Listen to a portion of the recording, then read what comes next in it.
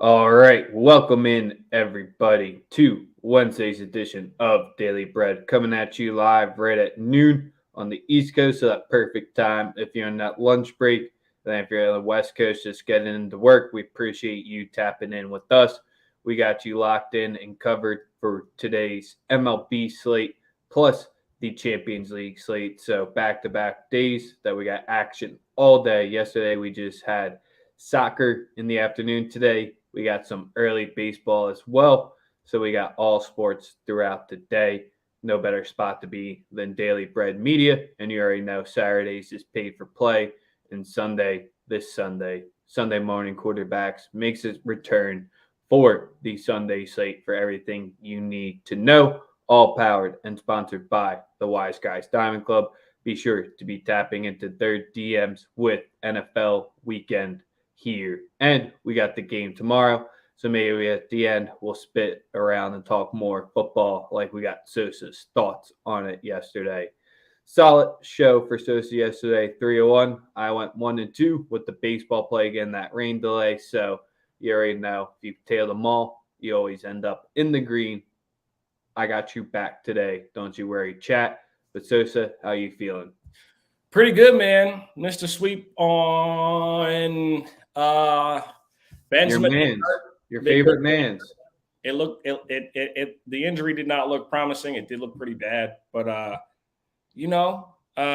miss a sweep like that, it is what it is. Mbappe got the goal in the first 5 minutes of the match. Obviously, can't be mad at the Chelsea outcome.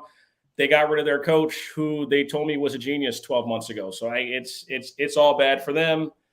The Baseball. Galaxy brain move. Let them get all the signings. Let them do everything through the transfer window. And after a string of bad results, it just feels like this is what 3 years. The new manager might come in, might win a trophy or two, like Tuchel did, and then he'll get fired in 3 or 4 years once he gets time to bring in his own players. But spin zone, maybe Pulisic will play.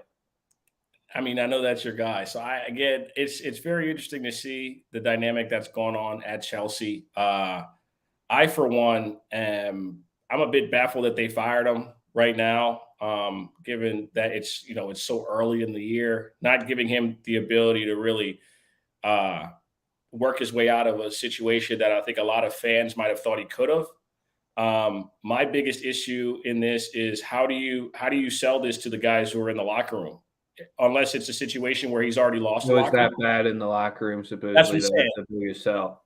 So that might be the situation. Might just be too toxic of a situation in regards to all the people that you that they have brought in, or and it's obviously it's just not working out. It just did not work out there for him. I think I've heard a lot of people say that Zidane's a candidate. I don't know why he would want to go there.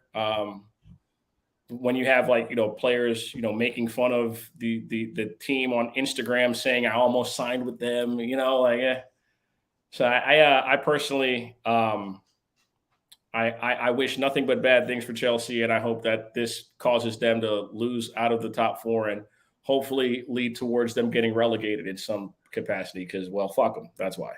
Yeah, but you're not brave enough to even wear your Liverpool colors because that's where the state of they're at. But if you're Huh? tapped in with us on Twitter, hit the link up in the title to join over in YouTube so you can drop your best bets, drop any analysis. You already know we got the best chat and subscribers out there. Keeps it on fire every day. So join in over there. We'll try to shout you out on Twitter, but YouTube is the spot to be. Screen cap the winners, tweet at us, always gets retweeted. But Sosa, let's start it off with the MLB. Then we'll get into the Champions League action afterwards because we do got one real early start, 12:35 with the Mets at the Pirates. You got anything there? First part of a doubleheader, I'm going to stay away from. I think everybody leans towards the under in doubleheaders, first games, and just generally speaking, I'm staying away from the Mets game. Not really liking anything in the 12 o'clock window or the 12 o'clock game. Only like really one play in the early games, and it's a run back from yesterday. It's the Atlanta Braves team total over 4.5.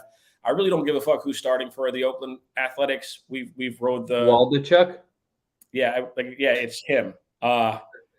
It's him. I would be scared. He's the over guy. over the back end of the season, the Atlanta Braves have been absolutely amazing offensively. which would explain why they're on pace to still win 100 games after starting so badly. We're going to go with the Atlanta Braves team total over 4.5 at minus one. What's the number? At minus 110 right now. I think that, if they're going to win, they're going to score 5-6 runs, and it's going to be relatively easy against a bad pitching staff and bullpen from Oakland. And also, we're still riding out futures. I still believe that Oakland's going to end up with the least wins in Major League Baseball. They got a little bit of work to do, but I think that by the end of the season, they will in fact be the worst team in all of baseball.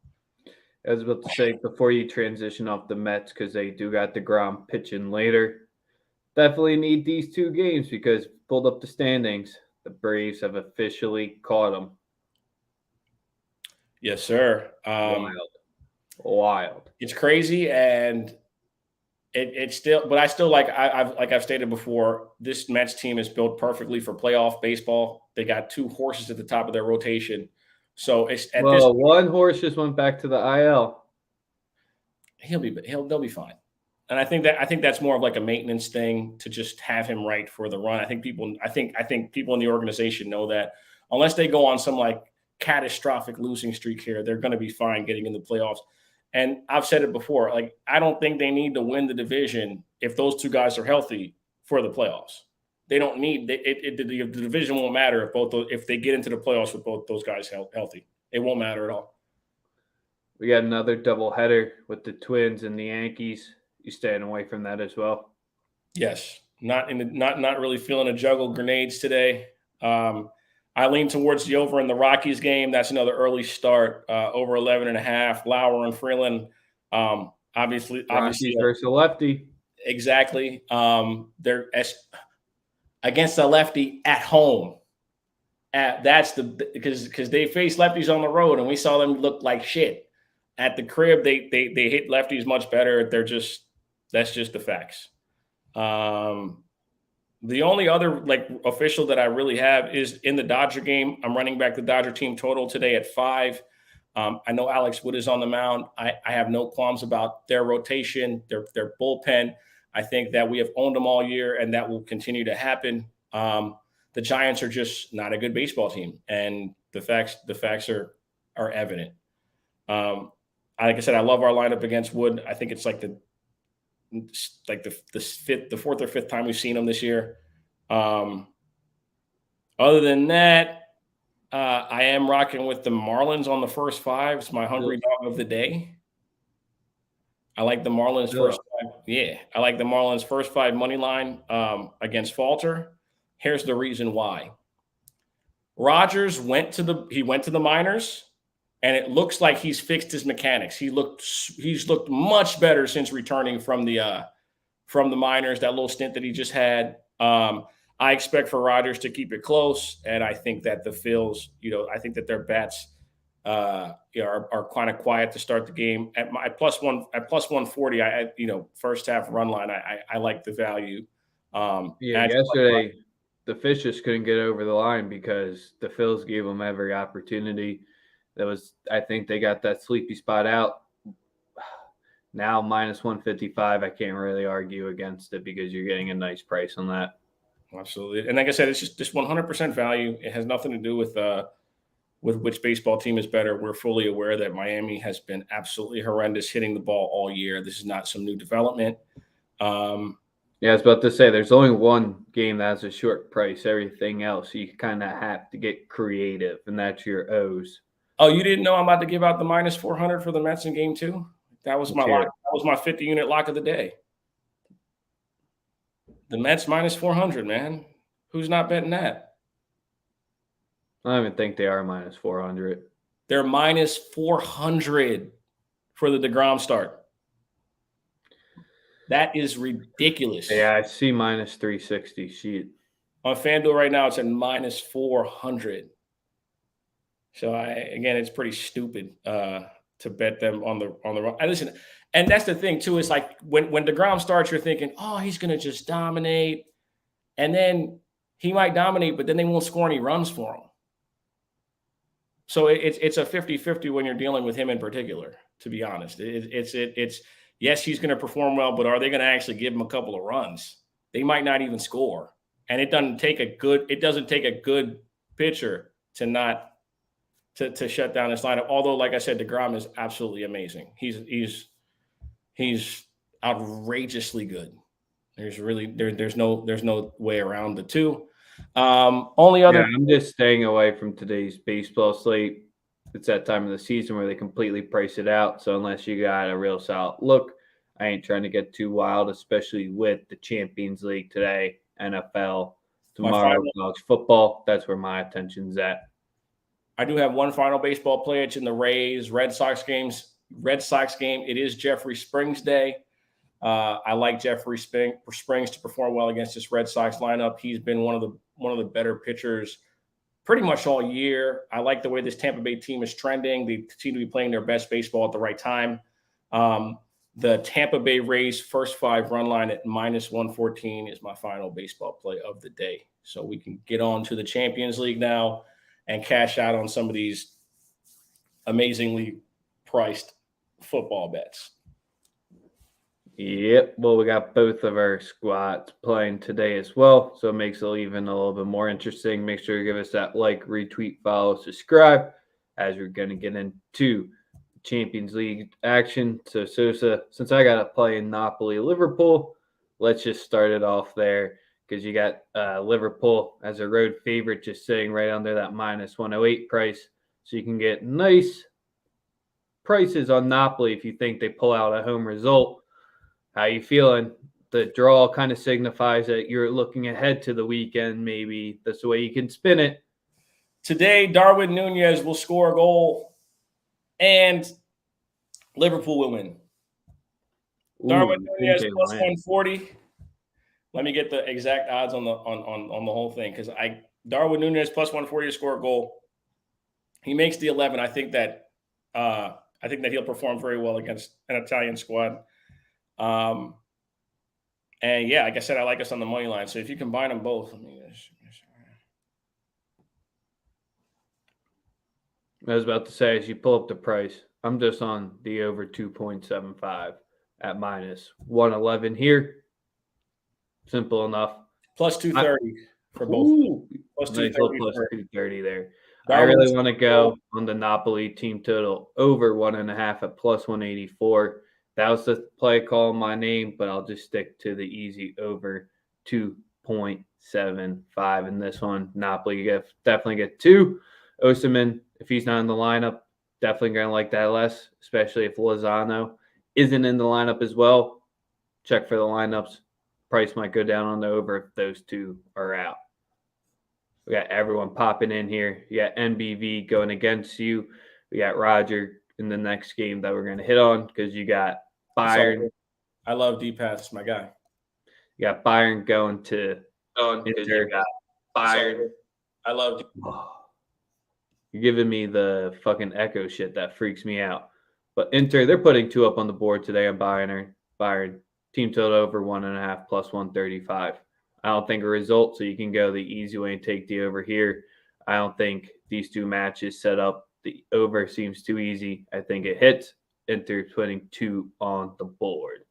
Strange that Juventus was the one that came through for us yesterday with that goal. Poor says McKinney.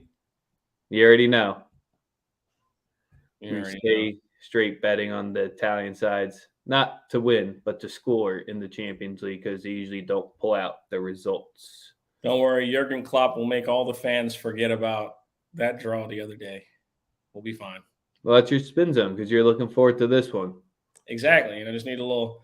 And all my Liverpool kits are at the cleaners. I got to go pick those up. That's the only reason I haven't been wearing them.